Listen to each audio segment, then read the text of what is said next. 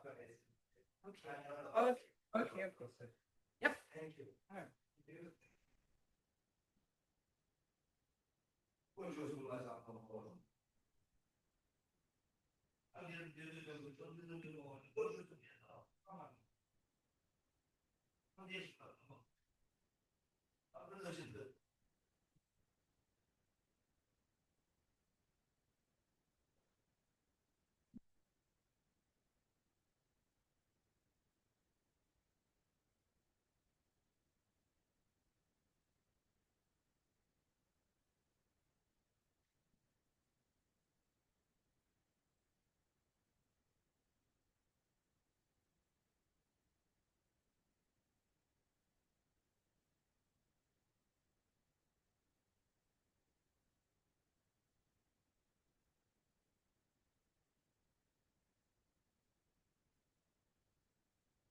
Not good morning. Good evening. Oh, I'm confused.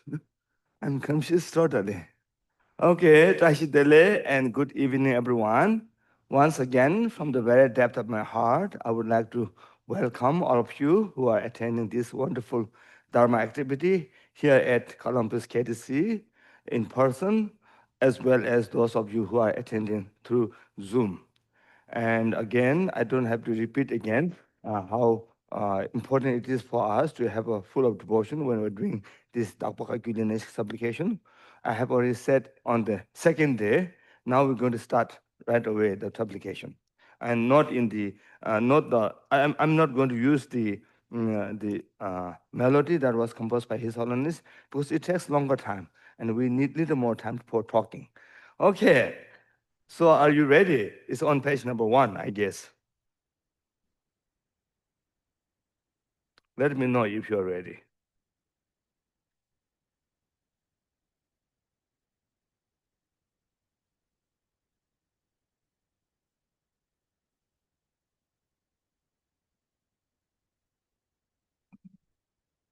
Are you ready? Okay. 我人多吉祥现的罗那耶罗丹，马巴耶梅来西吉嘎呀波呀巴，特算西家滚见嘎呀玛呀巴，西西兄弟个巴子那呀他，这大呀萨索呀巴的卓呀巴索。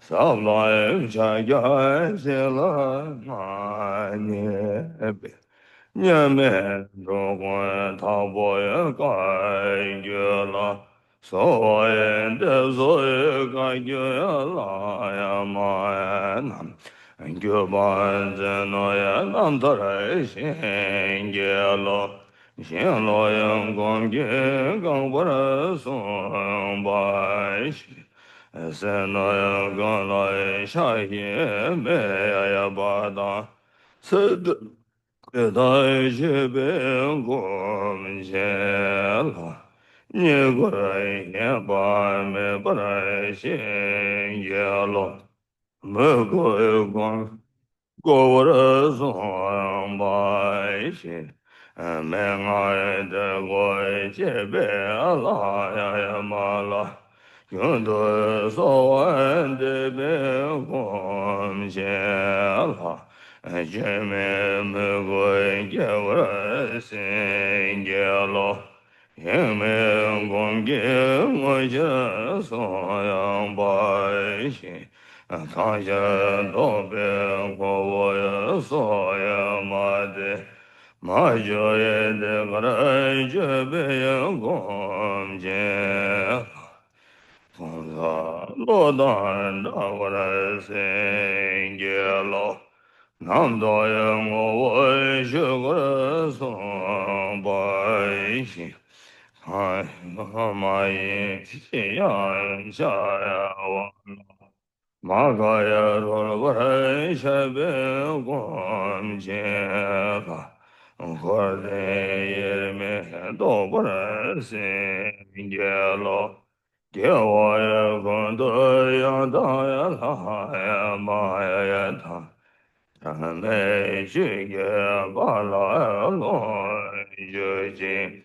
Sadaya lam ye de ram zo dorje shangye go wa yor do yo. Next page, page number 4.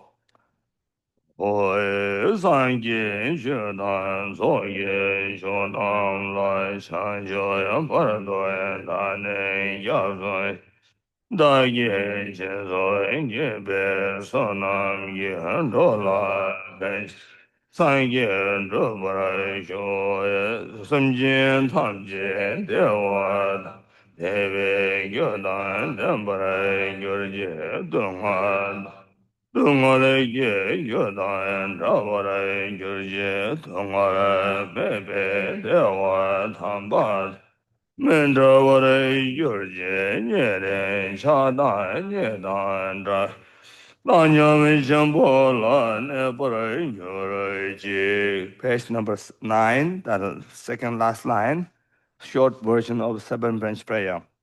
常在我蛋学习下班蛋，这岁也然会先说我，给我穷生大爷写啥呀？ Page number 13, Mandala offering. Hoi sai shi bei shui xiong xie me doyan. Re ra yu le jie ni de yen ba de san ge xian de me de pu wa. Zhu guo yan nam dai xing lai jie ba rai shu. And then page number 16. Samje namje samba da loye shedai shedao shejun tomo te bai sheje kolo gordo so. We will take a few moments to meditate on bodhicitta, what we call the excellent beginning of bodhicitta.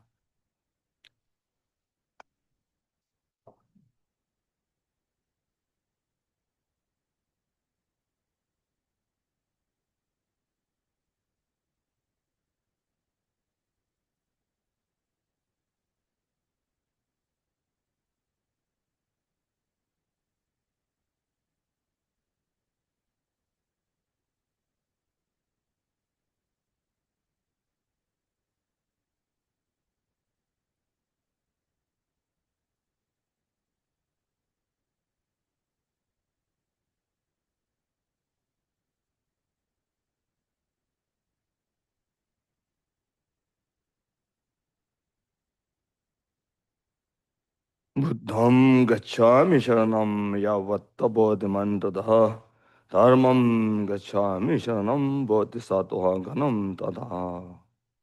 Namda zudre soye sashi den tinzen pame rinlen go benzen shadami den hawe shugonsa tupjo dongon dola shanza lo medon tazen peme lama ne tepe changan dawa sheno gyo kare dodo gilon soje do gyawe lo den kyonla shamso lo nyeme nyedan pema kara so dosum gyawe longgen ngapaye namden sume gyawang karmap Ogen Trinley dorje shabla do mejun togen samong gogo ne nyedon dola lakpa tuzewa dorje shangwa samgon shugi je pema dayan trepe shabla do nyingbo denge denpa pepe she dawe shuno trepe korshen pa nga genwa chun dawe langsa lama dawa sambo shabla do chaban taja namgen yabshun po gyawa kule kare laben kong lapsum zo zen tenje shugi jinga den shugi nyeme dado yo dado samjen tabi gyusingya labdo so lujen kungya sadane shingda wazan tamchena namkha legyan shugi da gyume shaban to parayisho. Yesterday we completed reading the commentary of Shamir Rinpoche that I translated, but we have not completed yet explaining the root words. So I'm going to do a little bit that today. As I said, this supplication, which we call Tapokagyulinesh supplication, could be explained or taught under three main outline, which first we have already done. And the second one, the main which we call the virtues and auspicious in the beginning, in the middle of the man body, is again divided in two categories. Ngondro and Nguji, which means the preliminary and the actual practice of Mahamudra. And then Ngondo also have two category, which is the outer or external Ngondo or the common Ngondo, and the inner or extraordinary Ngondo. And then now please look at the root word. I'm going to explain which shows which. I'm not going to tell you the meaning of the word, the supplication one by one. Actually, it's also not allowed. It's too profound, but I will just point it out which part is for which. So it says, this is number one. It's a number one. It's just a number one here.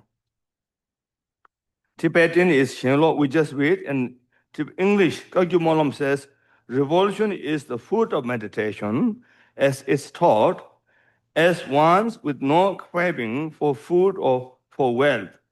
Who cut the ties to this life, please bless us to have no attachment to honor or to gain. So Chamber Rinpoche was telling us yesterday, if we miss one of them, then our wish will not be accomplished. Which means if we really want to get a realization and extraordinary experiences and realization through Mahamudra practice, then we must have a genuine sense of renunciation.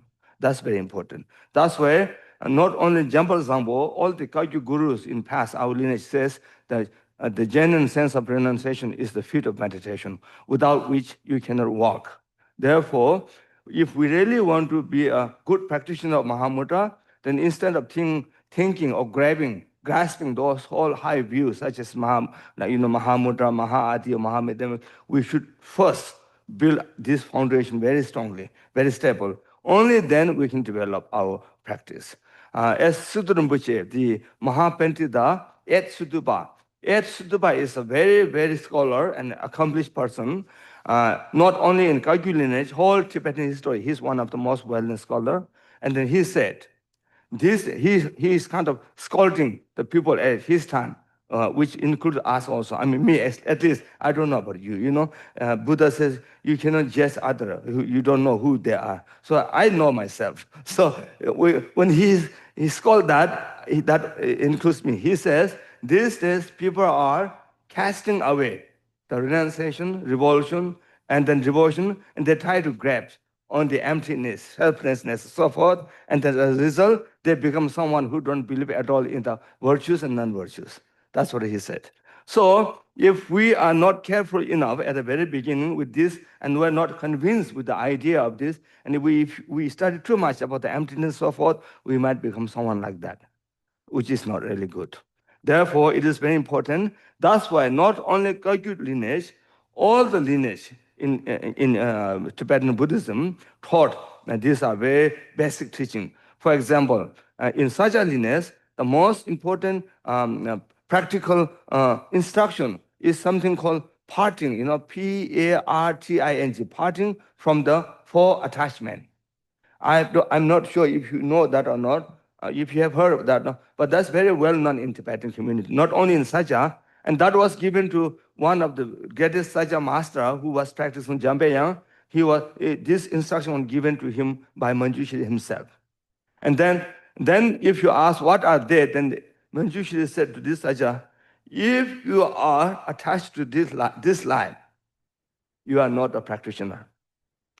Which means if we are not completely free of attachment in this life, then we are not genuine practitioner. We can still call ourselves Dharma practitioner, but not the real one, not the real thing yet. And then second one is, he said, if you are attached, if you are attached to samsara, that's what in Tibetan it says, but which actually means if you are attached to samsaric pleasure, then you have no genuine sense of renunciation yet. And that's what exactly Chamber Rinpoche was saying yesterday.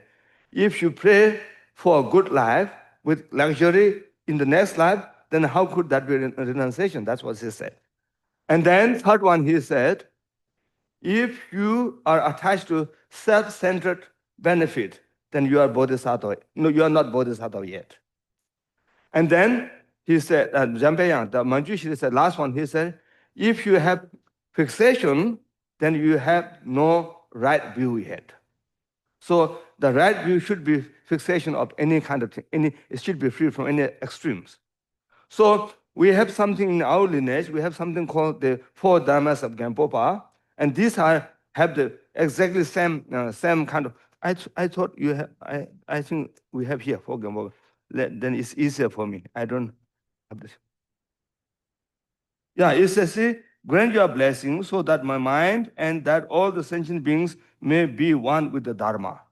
So, without being free from the attachment to samsara, there's no way that our mind becomes with one Dharma.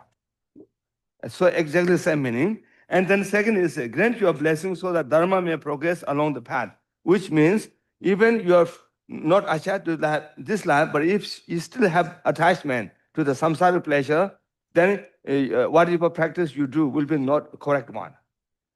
So it's exactly the same the instruction that Jambe Yang gave to him. And then also, this you all know Tsongkhapa, right? Tsongkhapa is one of the greatest teacher in Tibetan, not only in Gelugpa, but in all Tibetan history. And then he know almost everything that Buddha taught, but he said there is three principles, which they call three principles of the path. And then he said, first thing he said is renunciation. And then he said bodhicitta. And then he said the right view. So all these traditions are teaching putting so much emphasis on it. And then we don't have to think about anything else. Just think about the Buddha, his life. If there's anything, there's a way that we can practice Dharma in a genuine way, still enjoying the worldly pleasure, then why would he left his palace? He has such nice wife, beautiful wife, nice son, parents, everything. Because there's no way that we can really practice Dharma to gather these things, that's why he had left. Therefore, I'm not asking you to leave your home, okay? don't go that stream, that far. But it's good to. Yesterday, Chairman was telling us, it's cut of attachment in your mind. That's what it is. So that's what we have to do. Khenpo Rinpoche, I think we will sing today. There is a song from Khenpo, the Sutum Gyamso Rinpoche, my teacher, and the song is called "Full of Love, Free of Attachment." That's what we need.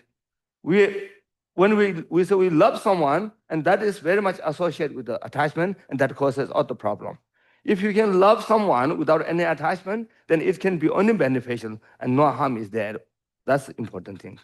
And then again here, now I'm going to read from His Holiness book, the Tibetan word for the revolution here. In Tibetan we'll say Shenlo.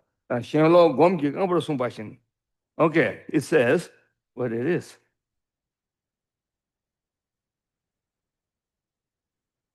Oh, yeah. Okay, let me read. So I don't have to say too much because His Holiness already explained here.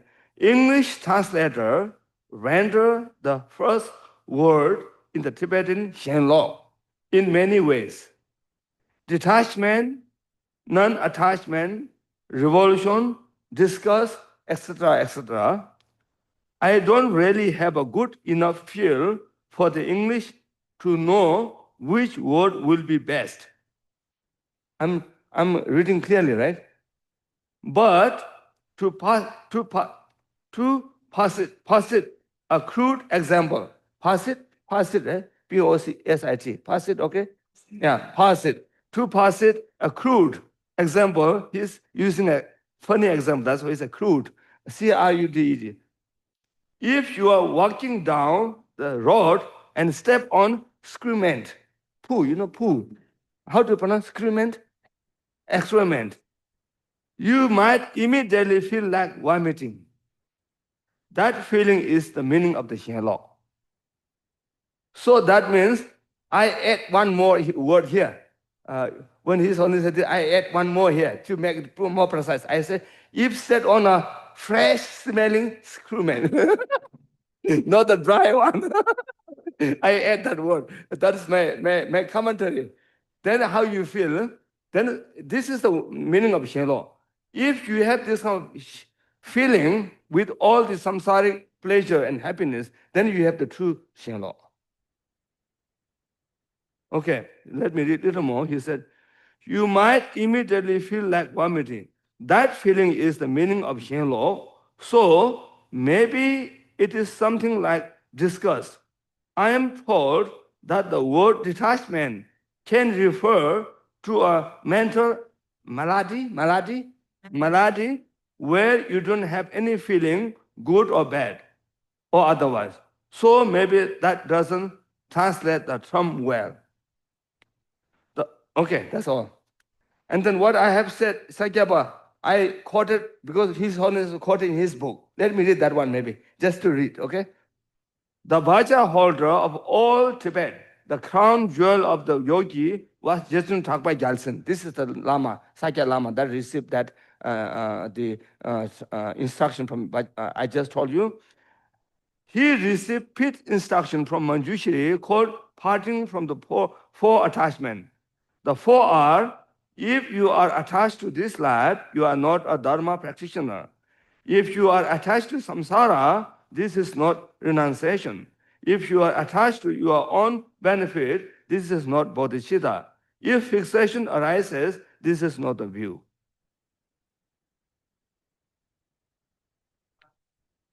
If you have fixation, then you don't have the right view yet. Yeah, that's what it says. Yeah, so that's why if we have time, I was also thinking to some meditation on the shortcoming, right? And then traditionally, when I say this part is the prayer or supplication of having good practice on the outer preliminary of our Mahamudra practice, because whole purpose of outer preliminary practices, which you call the four thought that turn away your mind from samsara, Loto Namshi, meditation on the difficulty of finding precious human body, meditation on death and impermanence, meditation on karma, cause and effect, meditation on shortcomings of samsara. And then whole together purpose is to make you have a good sense of renunciation from the samsara. So your mind will become workable for Dharma practice. Like that. And then also, the very well-known text, Ornament of Precious Liberation, in this text, Gampapa said, if you ask, we may have, because Buddhism teaches us that we already had countless lives in the past, right? So during those lives, you may already have a human body. And then also you may already have seen some good teacher. Then why you are still in samsara? He asked himself, and then answer he gave is because of four reasons, he says. The first reason is being attached to this life. And then second reason, he says, being attached to samsaric pleasure. And then third reason is being attached to the pleasure of peace. That is referred to the arhathood. And then fourth reason is not knowing the right method of accomplishing Buddhahood. So as an antidote, then he says meditation on impermanence is the antidote for attachment to this life. If you are really convinced with the idea of impermanence, then how could we attach to this life? Because you never know. For example, I don't also have that convinced. That's why I say I'm going to Michigan tomorrow. So sure, but actually there's no guarantee. My horse may find me tomorrow dead on my bed. You never know. That's the actual reality. But I'm so confident that I'm going to go to Michigan tomorrow. So so that's the very true indication that I'm not convinced with the idea of impermanence. And then if you are convinced with the shortcoming of samsara, then how could you be attached to any pleasure of samsara? If I give you an example from the modern world, not from the Dharma only, for example, I sometimes listen to the song of the English song to improve my English, because now English becomes really important for me, and also I would like to improve more for many purposes. As I said yesterday, one purpose is to fulfill my Guru's wishes that Khenpo Tsurim Gyamsum told me. Another wish is to fulfill Khenpo Kanta Rinpoche's wishes by becoming a good translator, English translator, and so forth. So I use every method. Some listening music also helped me. Then I found Dharma in the Eagles. The rock and roll. You can call it rock and roll Dharma. For example, this is telling us if you take that way. I don't know what they meant by those words, But if you check from the dharmic point of view, this is teaching us exactly the shortcoming of samsara, the ultimate nature of samsara. When it says, there's a song called Desperado. You know Desperado? And then, you know, right? And it says, these things, that the lyrics, one line says, these things that are pleasing you can hurt you somehow. You know that word? I also know the melody. Do you want me to sing? No, I'm just kidding. yeah. So see, even the eagle says, these things that are pleasing you can hurt you somehow. That's the very nature of samsaric pleasure. Any pleasure, anything happiness we consider in samsara can hurt you anytime. So they are not trustworthy at all.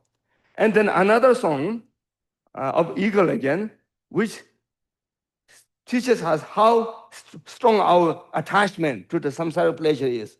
And then it says, every time I try to walk away, something makes me turn around and stay. I can't tell you why. See, this is exactly what is happening with us. Every time I try to run away from samsara, something brings me back.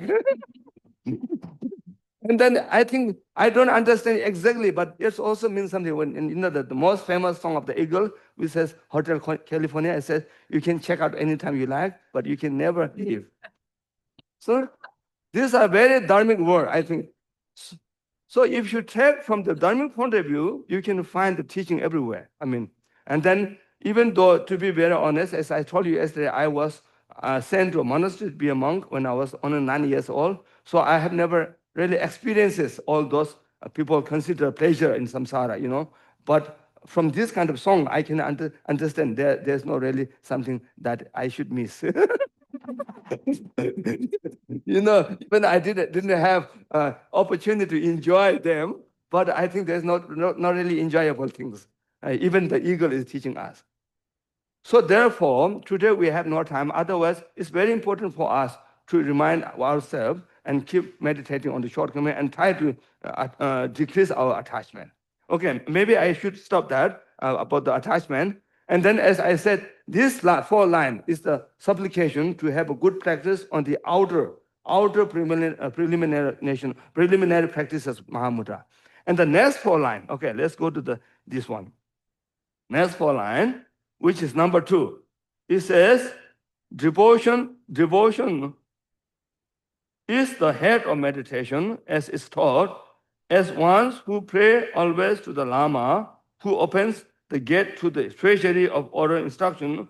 Please bless us to develop genuine devotion. And this is the supplication of having a good, excellent practice, the inner what called extraordinary preliminaries. We are not at the actual practice yet. So which includes taking refuge in general bodhicitta together with the 100,000 prostration and Vajrasattva recitation, mandala offering, and especially Guru Yoga. And then for all these 4 practice, without a genuine sense of devotion, you can never have a good practice. That's why devotion is the most important key, plays the key role here. That's why this is, I'm not just making it up. The other commentator divide in that way. Okay? So I just maybe, and then see again, let me read from His Holiness the definition of devotion in English. I also have, okay, let me read this, okay? His Holiness says, you have all heard a lot about devotion, so maybe I don't need to say more. But he's saying more here. I'm just kidding.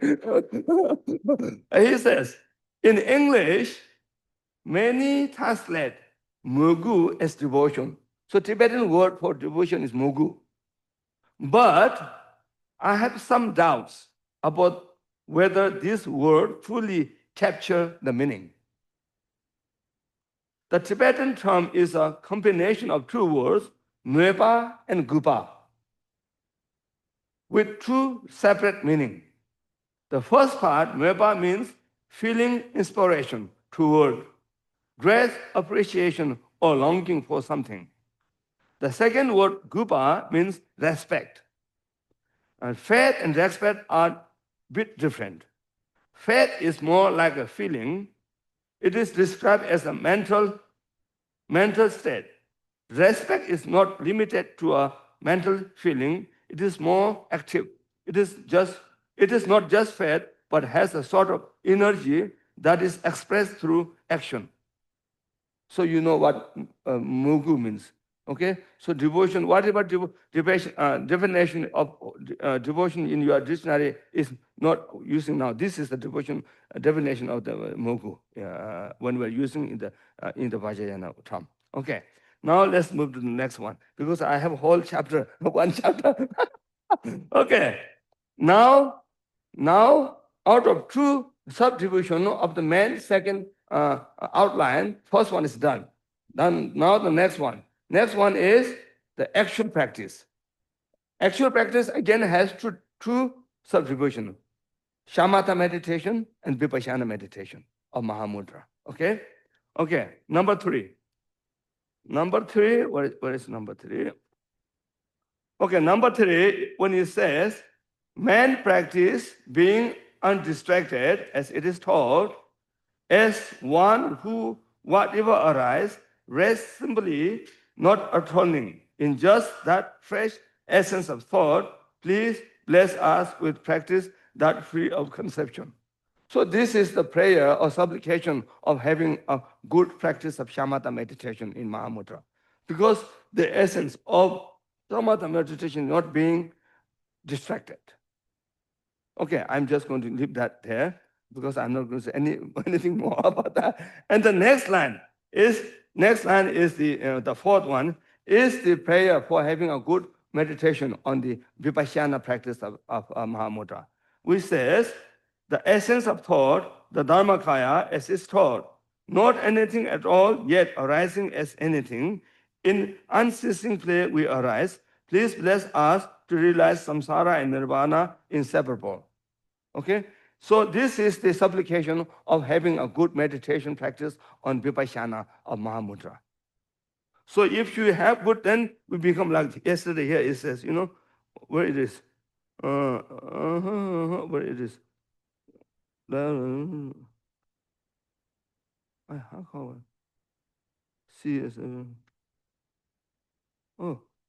says, yes, Milarepa says, in inseparability, I gain confidence. This swept away my taking samsara, nirvana, sin S2. That's the same meaning here. We usually have a different, and then now I'm going to give you an example from another singer, which is my favorite singer. He might still be alive, I don't know. Chuck Berry? You know Chuck Berry? Chuck Berry? You know Chuck Berry, right? I also listen his song sometimes. It really wakes me up, Yeah. And then there's one particular song. It says, "No particular place to go." So there is no particular place to go saying this nirvana from samsara. If you realize the ultimate nature, samsara itself is nirvana, and they are inseparable. So no particular place to go. Then at that time you supplicate to Chuck Berry. Okay, I'm just kidding. Okay, now I want to finish this as soon as possible. Now we finish the main second outline, and then now is the last, the main third outlines, which is here aspiration. In all of our birth, may we never be separated from the perfect Guru, enjoying Dharma's splendor, perfecting the qualities of the paths and levels. May quickly we reach the state of Vajradhara. So this is what we call the auspicious and virtuous conclusion at the end. And then this is, if you become enlightened being, then that's it. You don't need this one. If not, then you need to have this one. And then again, if we have time, then I could explain how we have the different stages. In the Sutrayana, we usually say like 5 paths and 10 bhumins and so forth. But we don't use that terminology in Mahamudra. We use four yogas and then 4 yogas divided to each divided 3 subdivision, and it becomes like 12 yogas. And the last one is called the great non-meditation, the yoga of great non. Sometimes we also call it the capital of Dharmakaya, and that is the last stage, which we call Buddhahood in our usual Buddhist terminology. Okay? Okay, now I'm done this. Let me go to the next one, which is the first chapter of Ornament of Precious Liberation, the wish-fulfilling gem of the noble teaching by Gampopa. Do you have that text in English? Anyone have? I saw with a cat. You did not bring? You did not bring here? Or then you can look at the text to check if I'm doing any mistake. Okay, so we have for this 4 evening talk, we have 3 actually. One is just public talk, and then another one is teaching on the Taboka Gulini supplication. So we have done 2 of them. And next one is teaching from the first chapter of the book called The Ornament of Precious Liberation. Now I'm going to start that, and we have only like less than an hour, but let me say something about that. Then I will be completing everything, okay, that we plan to do. Okay. Want to have the book? No, I have here. I have here, yeah. I have here. I have here also. I have a little bit here also. I'm just kidding. Just kidding. Okay. So this book started with I prostrated to the noble Manjushri in youthful form. Is the same thing? Did you? Because there are many different translations in English again. So I don't know. This one I kind of myself translated from the Tibetan word. So okay, this is the word, the first word from Gampopa when he wrote it. He started right saying, I prostrate to the noble Manjushri in youthful form. Okay? Now I have to explain here again. It doesn't matter if we don't finish that. That is a good tendril that I will come back again. I'm just kidding. Okay? Okay, so usually this line, which Gampopa just said, the homage to Manjushri is called the homage of the translator. But this text, the Ornament of Precious Liberation, was not translated from Sanskrit or from any other language. It was written in Tibetan by Gampopa.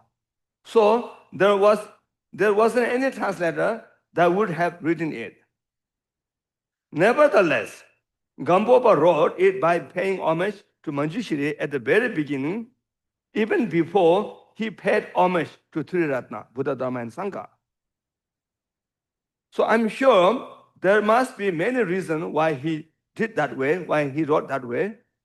One of the reasons that I can guess is that, okay, I forgot to say that. Actually, this is a traditional way, as I said. Any kind of Buddhist, mostly the Vajrayana teaching, cannot teach without receiving yourself first from a lineage holder teacher. So this is a tradition. When you teach student, then you introduce the lineage from where you receive this teaching. So in my case, I received this teaching from A to Z from Bokar Rinpoche, the previous Bokar Rinpoche, together with His Holiness the 17th Gyalwang Karmapa. After I completed my 2-year retreat in Sherabling. So after I ended up saying about myself. Okay, so I entered 2-year retreat in 1997. Then I came out 2001. At that time, His Holiness was already at Gyudo Monastery. So before I went back to my monastery in Nepal, I went to Gyudo. Then I was with His Holiness for a few months. So because he just arrived, so I knew him from Tibet, so we are kind of very close. So I had the opportunity to serve him. At that time, then Bokar came there. Then he taught to His Holiness, and they allowed me to be with them. So that's how. So my lineage came from Bokar Rinpoche. Okay, okay. Now I'm done. Now let me say, okay.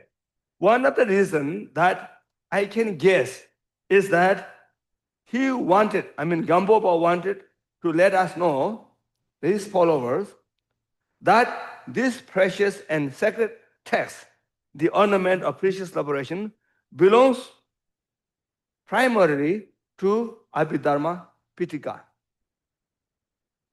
Because the reason why I said that is because, as you know, we have something called three Pitaka, which is translated in English as three baskets.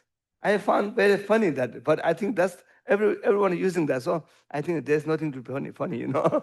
Three baskets. Okay. The three Pitakas or three baskets is the scriptural dharma of Buddhism, the other being the dharma of realization. The very first night, when I was giving you a very concise introduction of Triratna, I said there are two categories of dharma, which is called the dharma of scripture and dharma of realization. So three Pitakas are the dharma of scripture, and rely on that, then we will have the dharma of realization. So three Pitaka. Okay. And the three Pitaka consist of three main sections. The Vinaya Pitaka, that primarily, okay, teaches the training of discipline or morality, which we call chultim in Tibetan, or shila in Sanskrit, which is the monastic rules and regulation. And the Sutra Pitaka, that primarily teaches the training of meditation, samadhi, and the Abhidharma Pitaka, that primarily teaches the training of wisdom through philosophical, how to pronounce that word? Philosophical. How to say? Philosophical, yeah, okay. Philosophical analysis and study. Is that, you understand, right? Okay. Okay. The purpose and benefit of practicing in these trainings, such as, we say shila, sutum, and then samadhi, and then jnana. Or prajna, actually prajna, not jnana. Jnana is the primordial wisdom. Wisdom is prajna.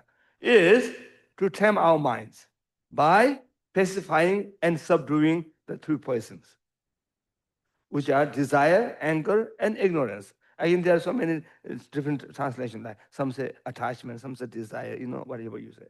So then if you ask which Pitaka served for what, then I'm going to say a little bit more. So the function of Vinaya Pitaka is to subdue and pacify desire or attachment. The function of Sutra Pitaka is to subdue and pacify anger or aggression. And the function of Abhidharma Pitaka is to subdue and pacify ignorance and stupidity. So the three Pitakas are taught as an antidote to the three poisons. Clear, right? Okay. If you wonder how many different types of Dharma Shakyamuni Buddha had taught, then we usually say he had taught 84,000 skandhas of Dharma. I think you have heard that word, right? Yeah. Well, it is clearly mentioned in our refuge recitation, refuge prayer, refuge chanting. If you have done Ngondo, when we say after you're done visualizing the field of merit, that all the gurus and all the three roots and three ratnas on the tree, then you stand up, then you have to do prostration. Then when you do prostration, then we say which I translate here is I and all sentient beings, limitless like space, take refuge in the glorious, noble root guru and gurus of the lineage, the very embodiments of body, speech, mind, quality, and activity of all the Tathagatas of 10 directions and the three times. And now he says, and the source of 84,000 skandha of Dharma. That's in our lineage. And the Lord of the Noble Sangha. That's how we do the refuge prayer in our lineage. So in Sanskrit, this, if you interest in Sanskrit, this 84,000 skandha is aggregate, heap, because it says, the commentary, it says like, it is called skandha because each is the heap or group of words and many different meanings. That's why I say called meaning. So anyway, we have this much. And there are different views from the different school, how you define how define the one skanda of Dharma and so forth. Anyway, in Sanskrit it's called Saturashiti Sahasrara Skanda Dharma. The reason why the Shakyamuni Buddha taught so many types of Dharma is, again, same thing, to completely and perfectly cure the samsaric sickness of the three poison for the benefit of all sentient beings. And then why you have this exact number is there's a big reason also, but I don't think we have time for that. So I didn't put that in my notes. So I'm not going to say anything that, okay, tonight. So generally speaking, it is said that he taught 84,000 skandhas of Dharma, 21,000 skandhas of Dharma were taught as antidote to desire or attachment. 21,000 aggregate or skandhas are taught as an antidote to hatred or anger. 21,000 aggregates of Dhamma were taught as antidote to ignorance. How many now? We have 63 already. And then lastly it says 21 skandha of Dharma were taught as a common antidote to all three poisons. And that's how you become altogether become 84,000 skandha of Dharma. And then, of course, we can go more. If you are interested, we can go more detail, but that's not the main subject tonight. Let me go. Okay, let me go back to the main topic, main point here. There was a kind, why I'm talking this thing is, there was a kind of rule in ancient times for the translator when most of the Buddhist texts were being translated from Sanskrit into Tibetan. The rule was that if you are translating a text that belongs to Vinaya, Pitaka, then you should pay homage to the omniscient one. So we have, in Tibetan, we say, Hamje Chambala, Chansalo. So since you're more, and not most, all of you, not monastic, you have never seen maybe this. We have from the monastery every 2 weeks, every 2 weeks we have something called Sopchung. And then at that, we have to recite the Vinaya Sutra, which is called Pratimana. At that time, then when it comes, all the monasteries should do like that. Thamje Chambala Chansalo. We take out, this is the form like Thamje Chambala Chansalo, like that. So, okay. And then, so if you are translating a text that belongs to Vinaya Pitaka, you should pay homage to the omniscient one at the beginning of your work. If you are translating a text that belongs to Sutra Pitaka, you should pay homage to the Buddhas and Bodhisattvas at the beginning. And if you are translating a text that belongs to Abhidharma Pitaka, you should pay homage to Manjushri at the beginning. The purpose and benefit of doing so is that just by reading the homage of the translator at the very beginning of the text, the readers would know to which Pitaka the text belongs to. That's the reason why I said, I think Gampopa wanted to let us know that this precious and sacred text, the ornament of precious liberation, belongs to Abhidharma Pitaka by paying homage to Manjushri at the very beginning of his writing. Okay, now I just finished explaining one line from his book.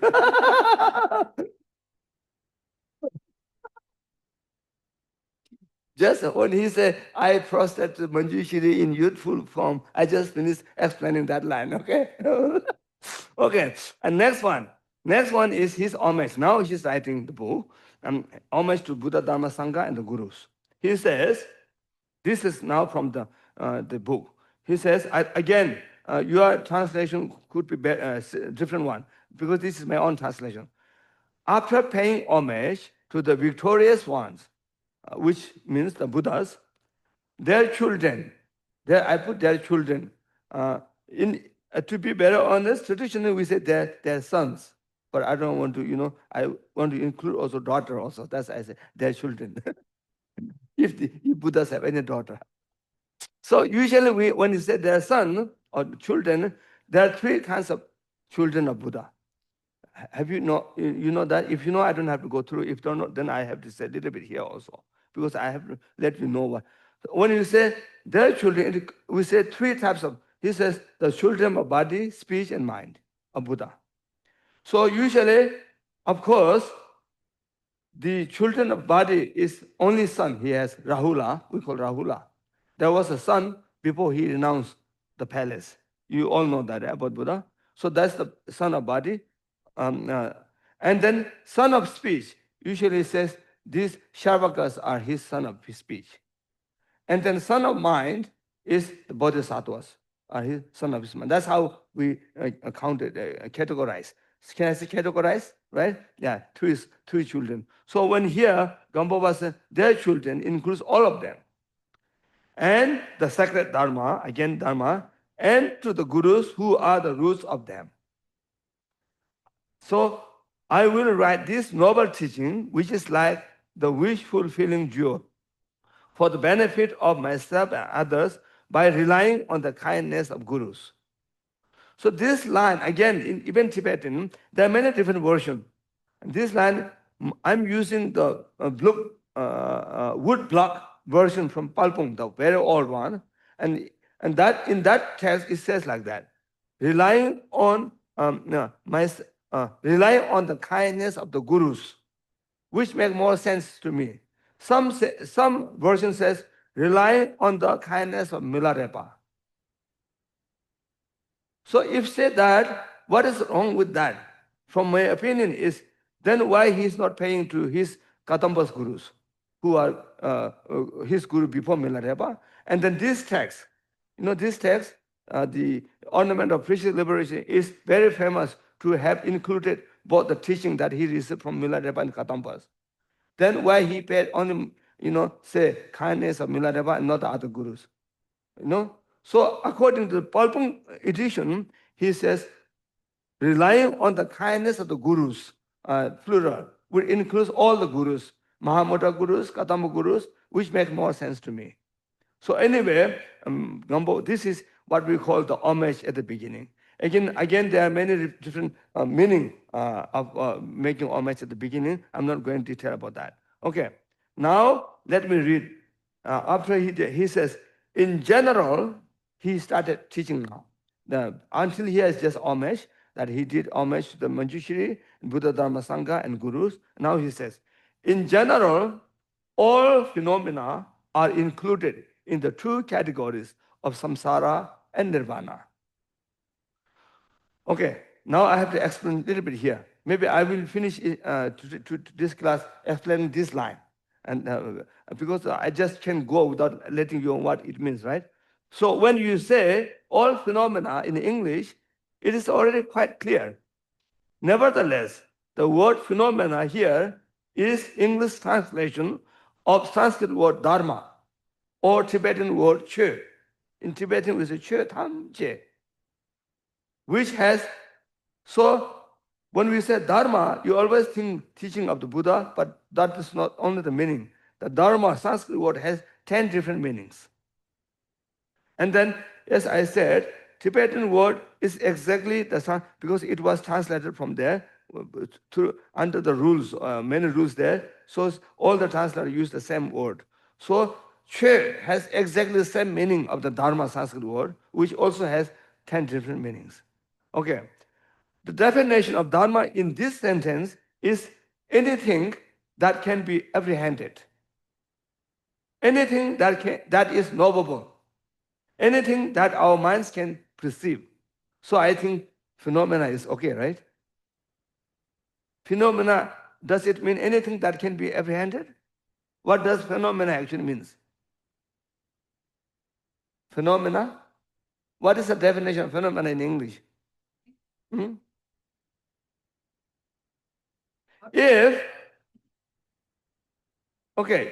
it means anything that can be known by us, by our mind, then that's okay. Then same meaning. So okay, now again, if you ask, what are these dharmas here? Because he says all dharmas or all phenomena are included in Trinley. Then what are the dharmas here then? So, and then the traditional way of answering this question is, for example, we say all dharma starting from form all the way to omniscience. And then that includes all dharma. Now I think maybe I'm becoming too philosophical way, but it's good for some people, Anyway, we are not going to complete the first chapter here. I have to come back. You have to invite me, whether you like me or not. I'm just kidding. I'm just kidding. Just teasing. Please don't take anything serious from me, okay? I am a funny guy. Anyway, okay. So, okay. When we say again, from form, okay? Form, form, all the way to omniscient. So, according to Buddhist perspective, the core, can I say the most coarse or coarest? Most gross level. Can I say coarest? Coarsest? Courses. Coarsest. Yeah. Okay. According to Buddhist perspective, from the Buddhist perspective, the coarest dharma of phenomena is form. And the most subtle dharma of phenomena is omniscience. When we say form here, we are talking about the form ayatana.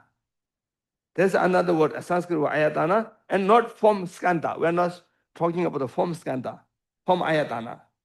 Now I have to explain to you what form ayatana is again. Otherwise, you'll be confused. Oh, otherwise, Khenpo Sangye came and he just confused us before he left. Okay. When we study Abhidharma, for example, when we study Abhidharma, we have so many things to study, such as 5 skandhas, 12 ayatanas, and 18 dhatus, and so on. And when we study Prajnaparamita Sutra, we try to prove all of them being emptiness and nothing, with logic and many reasoning. For example, it is clearly mentioned in the Heart Sutra when it is. This is quotation from Heart Sutra, okay? It says, form is emptiness, emptiness is also form. Emptiness is no other than form is no other than emptiness. In the same way, feeling, perception, formation, and consciousness are emptiness. Thus, Shariputra, all dharmas are emptiness. This is how we are taught in the Prajnaparamita Sutra. But when we study Abhidharma, then we are taught there are so many different things, and there's a reason why we need to know all this in detail. Okay, anyway, let me speak a little bit about the skandhas, ayatanas, and dhatus as for your reference. Okay? So ayatana is a Sanskrit word. In Tibetan we say genche. And I don't know in English, I never seen any Sanskrit translation. Most of the translators use just the Sanskrit word, ayatana. Ayatana is a Sanskrit word, and it refers to the sense bases, sense bases, or mental homes. The 6 internal sense organs like eye, ear, nose, tongue, body, and mind. And there are 6 corresponding external sense objects: form, sound, smell, taste, touches, and mental objects, which together form 12. And this is called 12 ayatana.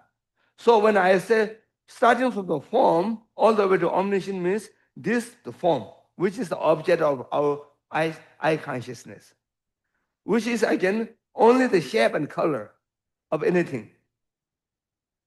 All I can perceive is only the shape and color, there's nothing. Because I can see the shape and color of this gong, but I don't know. By my eye consciousness, I cannot know how it feels when you touch, or if you put on touch, how it tastes. By eye, you cannot know. So that's why form is only the color and the shape.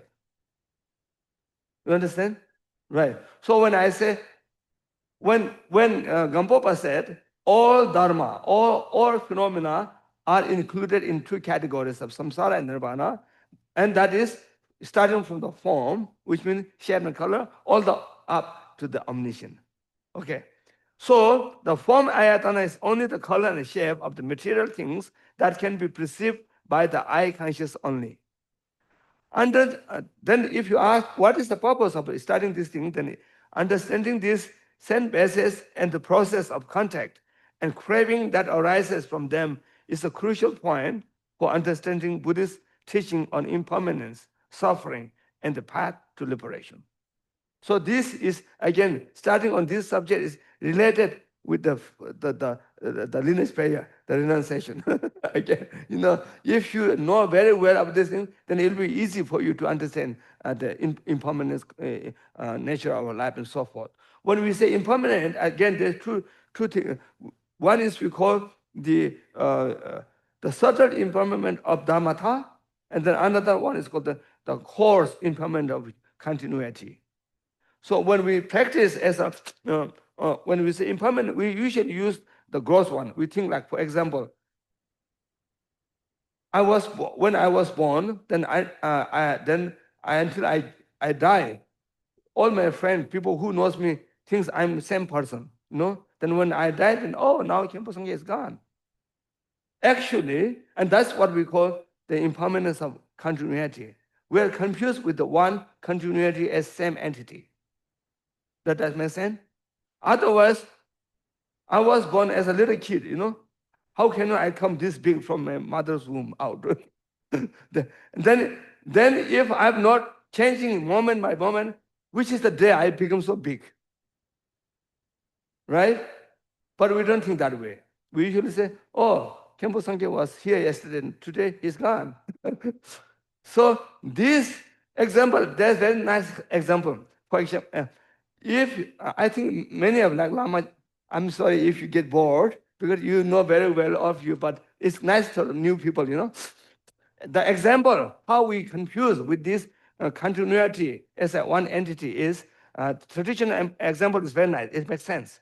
Sometimes I don't use traditional example. For example, I was using the keyboard because it's kind of more accessible in modern world. But this one is very nice. It's still very good and makes lots of sense. So how we confuse with continuity as one entity, the actual traditional example is river, the flow of river. For example, if you go to a river bank for a picnic with your friend today, and then you try to swim, and then your underwear carried away got carried away from the river, or anything carried away by the river. And then next year, you go there again, then you have new friend, then you say, this is the river last year took away my underwear. You think that's the same. Actually, the water which took away your underwear already went with your underwear. It's no more there. And that's the example, how we confuse as one entity to the continuity, like that. Okay, so it says, Abhidharma says, if you know the details, how this works, skandhas, ayatanas, and then it will be easier for you to understand the impermanent nature of our life and so forth. That's the purpose. Okay, anyway, the 5 skandhas are the 5 aggregates, which are form aggregates, feeling aggregates, perception aggregates, mental formation aggregates, and consciousness aggregates that Buddhism identifies as the component of a person's mental and physical existence. This concept, meaning heaps or aggregates, is used to illustrate the Buddhist teaching of the selflessness. Earlier was useful to understand impermanence, and this is used to understand the selfless nature of ourselves. Because I'm not going to go, otherwise I will be carried away again, and then showing that there is no permanent, unchanging core self, but rather a collection of impermanent factors that disintegrate over time. So this is the reason why we have to study details about the 5 skandhas, and this will show you there's no self, there's no ego, which we call in Sanskrit Atma, because Buddhism speak about the egoless or selfless. And then if you study thoroughly about the 5 skandhas, then it helps you very much. Okay, so I'm not going to detail one by one, and then let me say only the name of the 18 dhadus. Again, 18 dhadus in Buddhism are categorization, okay, of all experiences into 6 internal sense bases, 6 external sense objects, and 6 corresponding consciousness. This 3 times 6 makes 18, and this is what we call the 18 dhadus. If you want to know one by one, then let's say we say I dhatu, or sometimes we add faculty, I faculty dhatu, sometimes just I. For example, then when you come to Heart Sutta, they say I is emptiness. But here you have to when we say I is emptiness, as I said earlier, on the first day, it's very important for us to differentiate the two truth. When we say I is emptiness, we are talking from the ultimate truth. And here, when I faculties, contact the form and blah, blah, blah, we are talking from the relative truth. And they are both truth. Okay. So I dadu, ear dadu, nose dadu, tongue dadu, body dadu, and mind dadu. 6. And then 6 external sense objects are form dadu, sound dadu, smell dadu, text dadu. Usually we say texture dadu, texture, but some another translation, tangible object. What does tangible means? Okay, then good. Tangible object and mental object. That's 12, and then we have 6 more. 6 more is eye consciousness, ear consciousness, nose consciousness, tongue consciousness, body consciousness, mind consciousness. If from the Western point of view, I don't know if you call consciousness or not, but this is direct translation from the Tibetan word. We say, Miki number Shiva, Navi number Shiva, Nai number Shiva, Che number Shiva. So whatever, whatever eyes consciousness enjoy, cannot be enjoyed by other consciousness. That's why. And then in order for eye consciousness to be able to enjoy, then you need the eye faculty. That's what we call eye senses. That's how it, then in order to object, then you need the object. That's how it becomes, in relative world. But ultimately, they are all emptiness again. Okay, that's the idea. Okay. Okay, maybe this is quite little nice. Maybe let me say a little bit. How much time we have? Okay, we have still 14 minutes. Okay, how the Dadus work? It says, each internal sense-based interacts with its corresponding external object, which then gives rise to the particular consciousness. Does that make sense?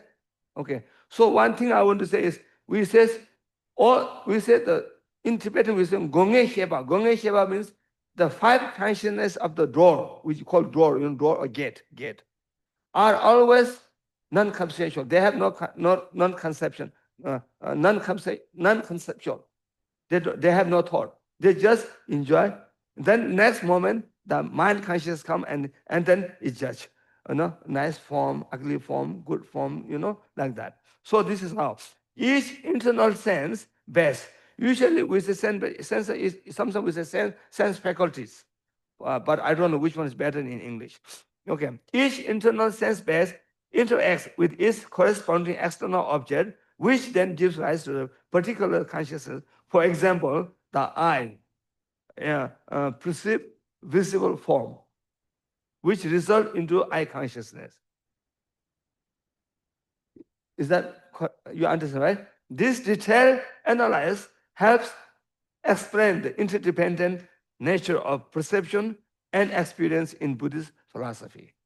So each study on the skandhas have different meaning, different purpose. Studying on the 12 ayatanas has different purpose. And then studying on 18 dhadus has different purpose, right? Ultimately, if we want to be a real authentic follower of Buddha, we have to understand all of this. We have to understand the samutapata, the interdependent nature correctly. We have to understand the impermanence correctly. We have to understand the selflessness correctly. And these are the purpose. Okay, now let me go back a little bit. Maybe I will finish just. Okay, now Gampopa said, no more Khenpo Sangye. Okay, now Gampopa is saying. Khenpo Sangye is just reading from Gampopa. Because earlier, I just finished explaining in a concise way the line when Gampopa says, all phenomena or all dharma are included in 2 categories of samsara and nirvana. Now I'm continuing from him. And he says, that which is called samsara is empty by nature. A confused projection, this is problem again.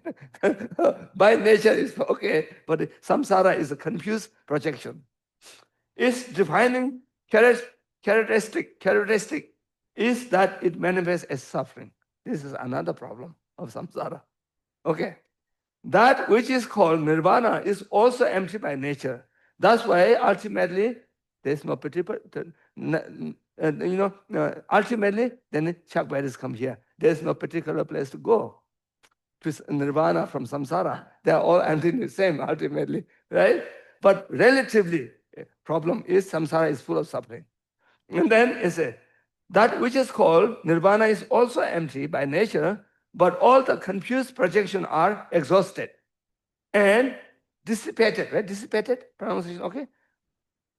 Its defining characteristic is freedom from all suffering. See? So, who now he is asking, who is it that is confused in this samsara? Gampopa himself is asking, and he said, all sentient beings of the three realms are confused. So again, problem with English language, from my point of view, is you for the sixth realm you say sixth realm. This also uses three realm, but in Tibetan and then Sanskrit we have different. This one we say come in Tibetan, and the Sanskrit is dhatu. Then another one is we call rigtu, which could be translated as like six kinds of beings, six kind of beings, and the sixth realm. So again, I have to explain this little bit to those who are new, what three realms here means. So there's many ways of dividing samsara, six realms, three realms, like that. So actually, third realm is the third realm. Six realms, you can say six kind of beings. So when you say three realms, then it says kama dhatu, desire realm, which is our current world. We are in the desire realm. And then another one is called rupa dhatu, or form realm. And then another one is called arupa dhatu, formless realm. Then when you talk about the six type of beings in samsara, then they are all in desire realm.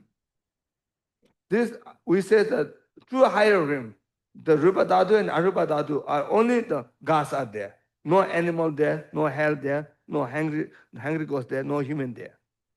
Even in desire realm, we have six kind of different gods realm. For example, we say the Tushita, where the material is said to be now, is within desire realm, not in the rupa realm or arupa realm. And also when we say Buddha came down from God's realm after helping his mother, that is, I don't remember in Sanskrit name, we say Sumchasasam. In English we translate like 33 God's realm. And that is one of the six God's realm in desire realm. So when Gampopa says all beings in the three realms are confused, means all, not only human, these gods are also confused beings, including Brahma and Indra and so forth. Yeah, I'm not kidding, I'm damn serious. So again, we have no time to explain each one of this realm. So I think we just leave there. Now I just told you the name of the realm, and then let me go on. And then maybe I will read little bit, okay, about the Kama Dhatu, desire realm is our current world where beings ourselves, beings experience strong desire, pleasure, and pain. That's called desire realm. For example, when we do puja, sometimes you have something called we have a mirror, and a bell or conch, and then incense, a food, and a cloth. And these five is called the five qualities of desire realm. Because as long as you are desire realm, you can enjoy only five of them. Because we have only five consciousness. With our consciousness, we can, and then the mirror is symbolizing the form, color, and shape. So by our eye consciousness, we can only, enjoy the form. By our ear, can sound, that bell or conch. And then by our nose consciousness, we can enjoy the smell, so incense. By our tongue consciousness, we can enjoy the taste. And then by our body consciousness, we can enjoy the texture. That's why, and then no more thing we can enjoy as long as we are in this realm. And that's why this five is called the five qualities of desire realm. Okay? And Rupa Dhatu, the form realm, is a more subtle world of refined material existence where beings have less physical attachment and are more spiritually advanced.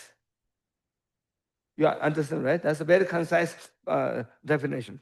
And then the highest one, Rupa Dhatu, the highest realm, completely devoid of physical form, representing extremely subtle state of consciousness.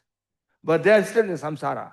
They are born there because of the merit that they accumulated. When the merit is exhausted, and they can be born again in the hell realm also. That's why when I was talking about the extraordinary view, meditation, and kanta of Buddhism, I says the extraordinary Buddhism of meditation should be the remedy of the peak of the existence. That means if you are practicing a meditation that can lead you out of that realm, then you don't have to come back anymore. Other than that, relying on the Hinduism meditation, also you can go until that. Like, Brahma realm, Indra realm, all this form, you can also go there from the by practicing Hindu. That's why it's not really special Buddhist meditation.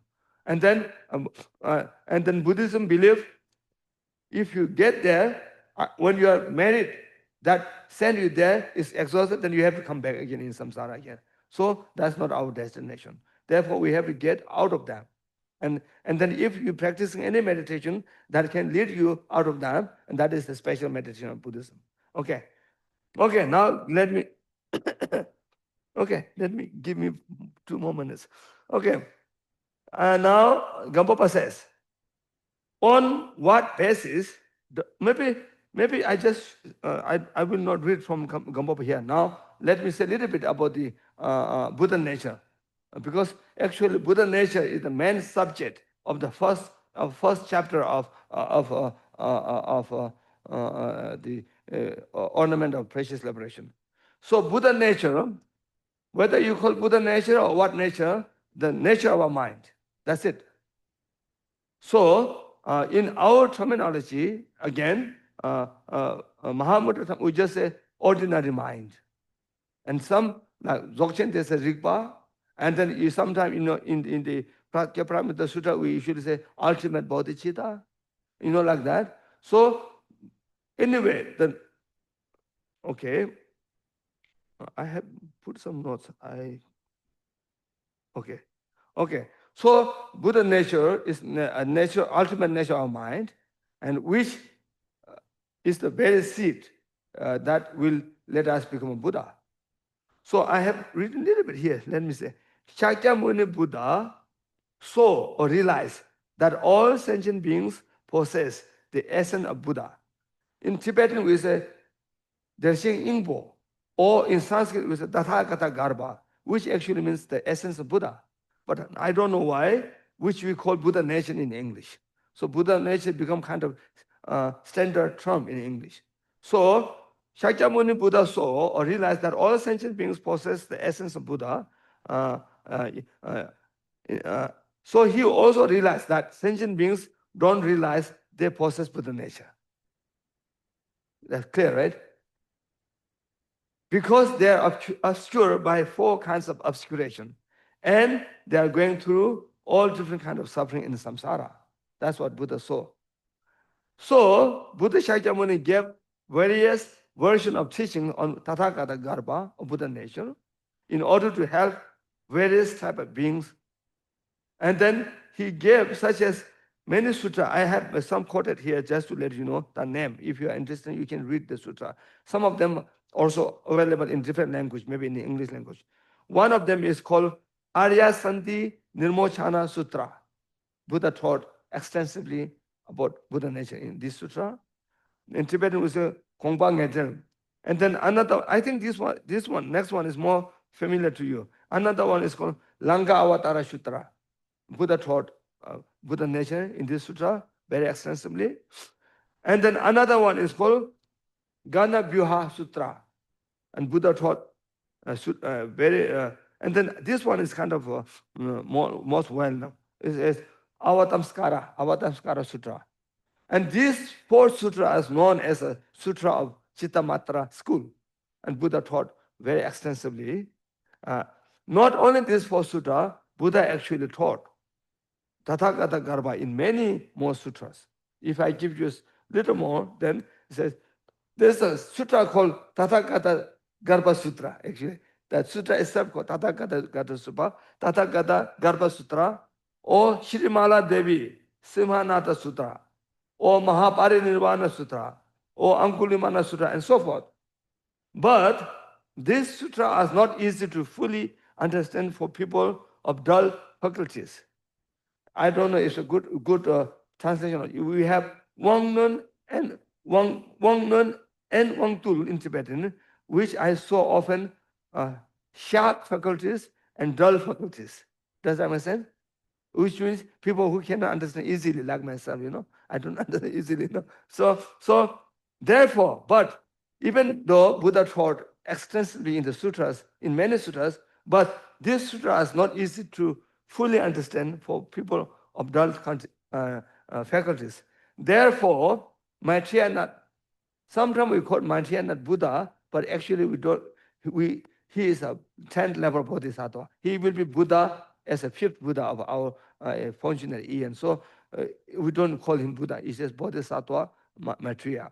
Wrote the Uttartantra Shastra, which includes all the essential point of this various sutra, profound and vast various sutra. Then he combined all the essential point of this sutra that teaches Tathagarbha into what he calls 7 Vajra points. Again, how he taught and how it came to human born. There's so many stories here. And so inspiring story. We don't have time, maybe next time. And then the 4th, so Tathagata Garbha is as far as we have sutra and the treatises, Shastra. And then most well-known treatises is what we call the Uttartantra Shastra, in which Maitreya taught the Tathagata Garbha. Okay. And then the 4th Vajra point is about the element, the Tathagata Garbha. Then I have many quotations here from here. Maybe I will not go through the quotation. We are already yet 31. But let me say a little bit. Otherwise, his teaching is not completed. So, as I said, if you ask what Tathagata Garbha really is, then it's the ultimate nature of our mind. And then it's said to be free of any defilements. And then it is endowed with all the qualities of the Buddhas in nature. So no matter how, then if you ask reason why we are not enlightened yet, then it says it is covered by what we call the temporary obscuration, lobrgitima. But no matter how long it has been covered by that what we call the temporary defilement, in nature it has never been contaminated. An example given is like that: the gold. If, for example, gold, if you have a gold, even if it went into like poo for hundreds of years, but it's still cleanable, right? Cleanable. Can I say cleanable? Because poo never can go into the nature of the gold. It's just from the outside. If you really have a good material to clean, then you can clean in instant, just like that. If we can clean our temporary obscuration, then we are Buddha already. So naturally, from the very beginning, we are Buddha. Ultimately, we are very good.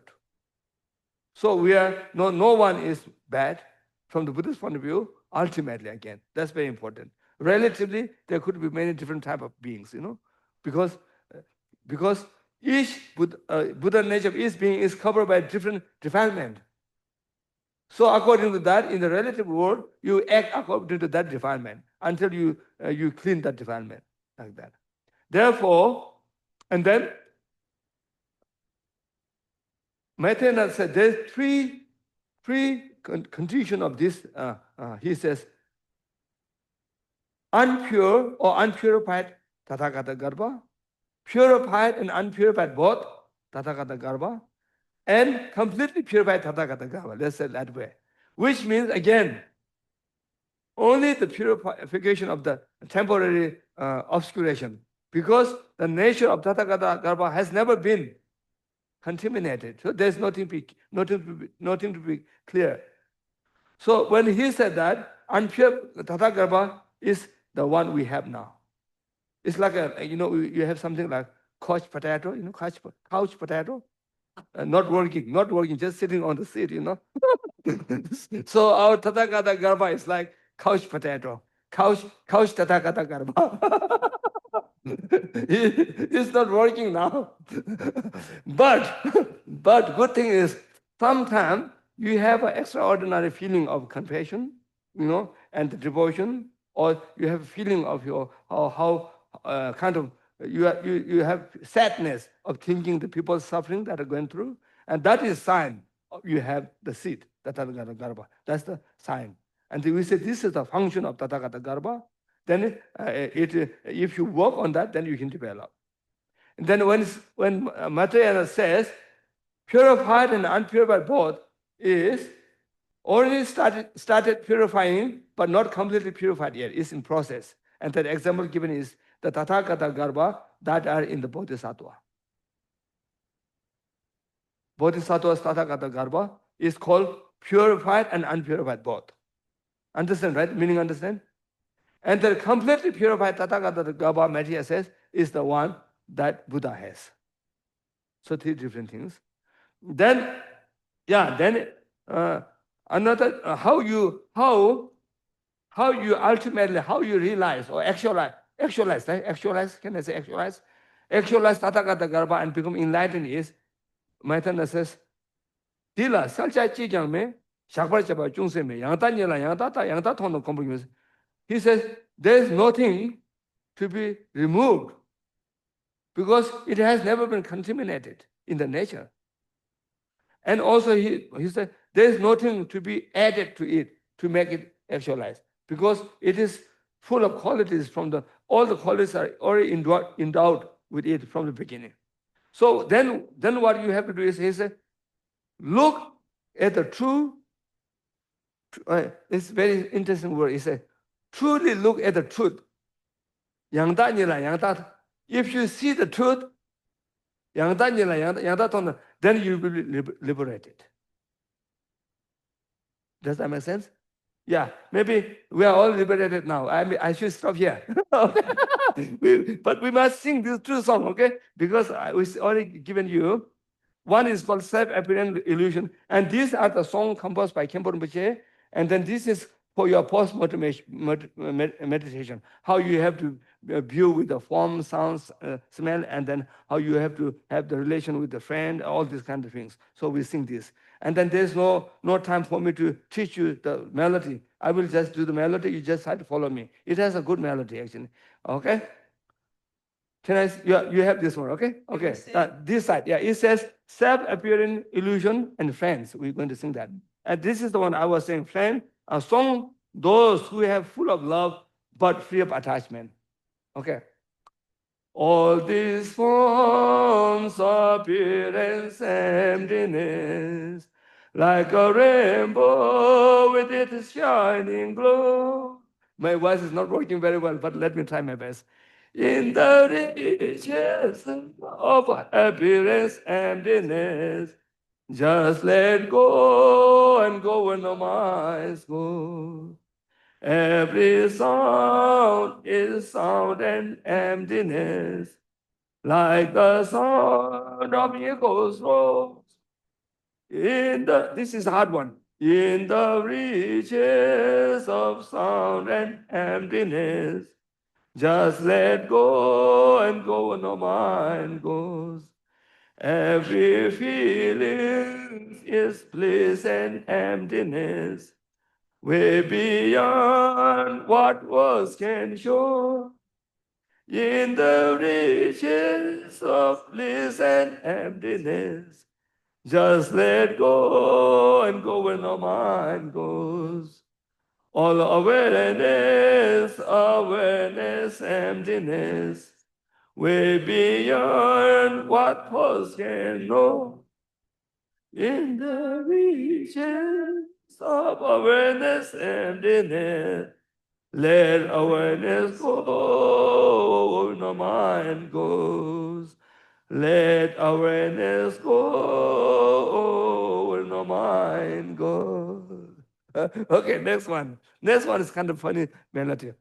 Friends are empty forms like a water moon. To think of them as being truly real will only make your many suffering increase to know their empty forms like a water moon will make illusion like samadhi increase compassion free of clinging will increase and non-reverential build with also increase and meditations thus fixation free and conduct free of duality increase of all the many marvels this by far the most marvelous of all the many wonders this the most wonderful.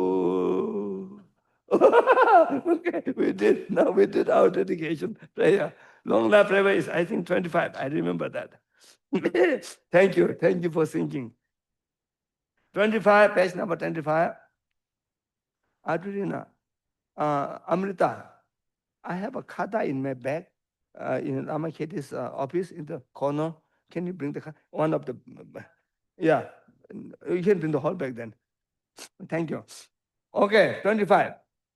Om so de karma bezaya meche takpa rangchung chege go gyumtu so ge gonshin karma sangsum dorshin kamtung ramchin jin taye chulo lendro babara shung deshin so ge kolo taro wa tu song gewe deshin karma yapsen gyubara jeba siso den karpa kabe pardon shabden kange sabzang so ge sanwa la tosam droba yinpuran sheba Pondong lobe dena tamjen Yakyo dawo gekyo lama kongam samvara sawa de shodo kuse samvara sawa Trinley dashin kepura sawa de lama dandrawa mepura singye lo. The 32 last 4 line. 32 last 4 line. Yeah, 32 last 4 line. That's also supplication for Guru, long life. As I said, this is general for general Guru, so you can think of your own Guru. Whoever is student of Lama Keti, Lama Tom, you also can think for their long life. Yeah, I'm damn serious, not kidding, okay? Okay, that's this one. Palde Lame, Shabe Temba, Kanyam Yonga, Deke Jungwa, Dashe Malo, Sosa, Dejan, Yudu Sangye Salam, Go Paraisho, now to 31. Sonam Deye, Tamje, Zekban, Homne Yebe, Danam Pamjen, Kega Nachi, Balab Tubai, Sibe Sol, Doan Rovarisho, Jambala Power, Chitra Kembat, Gundo Sampo, Tayan Tashin, Tata Quenki, Jeso, Dalo, Yawan Dida, Tamje, Rabdongo, Sangye, Kusum Yebe, Silab, Chunye Mingo, Dembe Silab, Gende Mission, Dembe Silab Ki, Chitram Owa Malondro Paraisho, now 29. Are you with me? 29. Karma Pate Tembe Himbo Chodar Bunga Yabjen Gemes Tagbar and Pebe Dashi Sho. We do little meditation on dedication, what we call the excellent conclusion of dedication.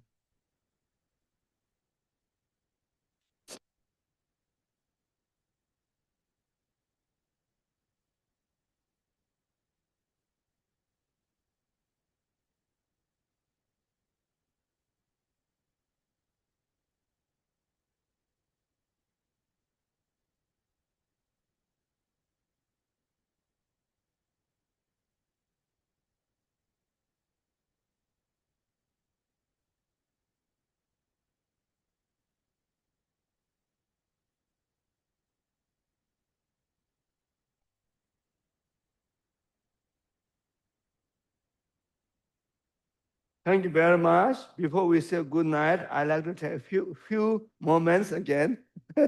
few, and it become many moments. So as most of you know that I have been here earlier also, but this is my first time to be as a teacher here. Actually, I should say as a substitute teacher. Because originally it was scheduled for KTT Abid, but he need to go to Bhutan for some very important reason. So Abbott and the president decided that I take the responsibility. So I'm here. So as a first trip as a teacher, I would like to make a very auspicious connection with it. So I have a little gift here. Please come and accept my little gift, which is a life story of 16 Gyalwang Karmapa in photos. And I especially bought this. Nobody gave it to me for KTCs. And this is the teaching on that lineage supplication by Sabatin Karmapa. So I just want to offer this to KTC to make auspicious connection of beginning of auspicious connection, so we can all serve together our teaching of Buddha in general, especially our lineage, for the benefit of all sentient beings. And thank you very much for your patience, for listening to my broken English. Thank you. Okay. Thank you so much. If we know you will be coming back soon. Yeah, because he's coming back next week to. Oh yeah, I forgot that. You are right, 16 John. Right. So seeing you here again. Right. Wednesday night. Right. So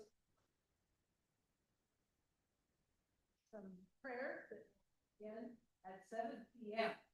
And but there are some people who would like to make an offering to you this evening. Would that be all right? Okay, thank you. Some gratitude for receiving the teaching. Would that be all right? Thank you. Thank you very much. Thank you. Thank you. Thank you. Thank you very much.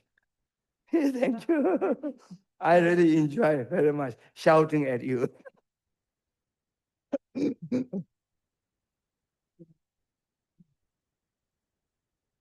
Anybody would like to come up? We can chant, we can chant. Yeah. Karma Bhai no Karma Bhai. Oh, thank you. Karma Bhai no Karma Bhai.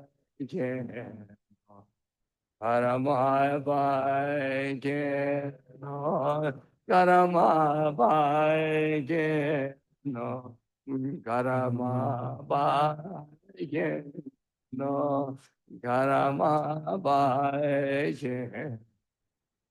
Karama Bhai no Karama Bhai. I don't want this one. Just you. Oh,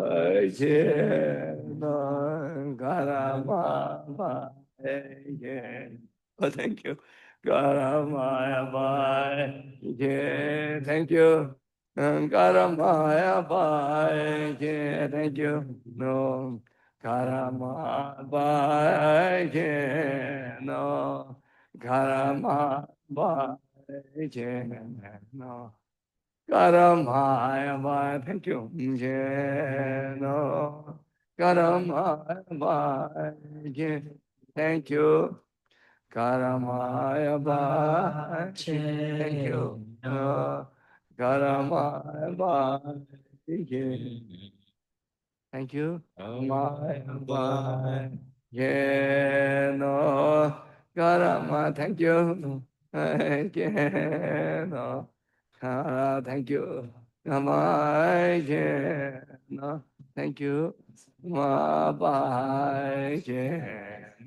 Thank you. Karamaya no. See you next Wednesday before teaching. Thank you very much. Karamaya Karama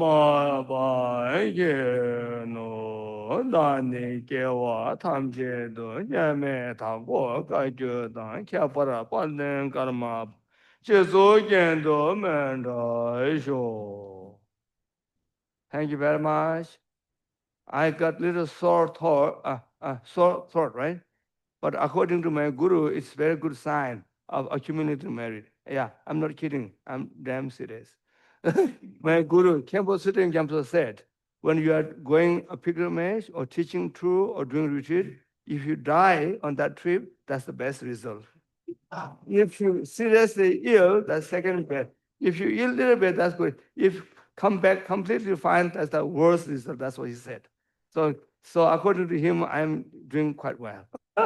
Good night. Thank you very much. Thank you.